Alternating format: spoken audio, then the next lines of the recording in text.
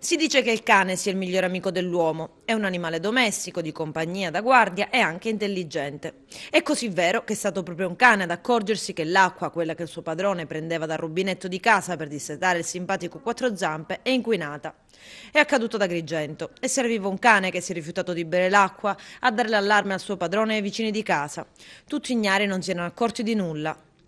E se c'è un detto che dice neanche i cani, in questo caso invece erano le persone a docciarsi sotto quell'acqua e a bollirla per poi cuocerci dentro la pasta. È accaduto al villaggio Mosè adesso, ma è una situazione che a rotazione di poco tempo hanno vissuto moltissimi quartieri della città e dell'Interland. Ed è così vero che l'acqua è inquinata che il comune di Agrigento ha sospeso l'erogazione idrica in alcune zone della città.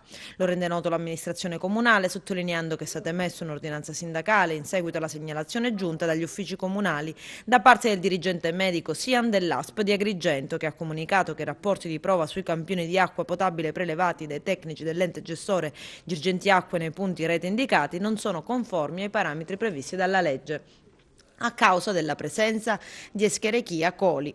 Inoltre è stato ordinato il divieto dell'uso idrico per fini potabili e domestici, avvertendo i cittadini di non utilizzare l'acqua per il consumo, per l'igiene personale e per la preparazione di cibo.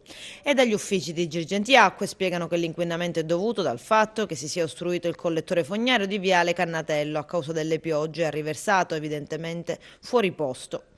Dicono così dalla società che gestisce l'acqua in provincia di aver già bonificato e igienizzato la condotta e che i valori delle analisi ad oggi sono quasi buone e che verranno ripetuti domani ed eventualmente sabato le utenze potranno avere nelle loro case acqua pulita.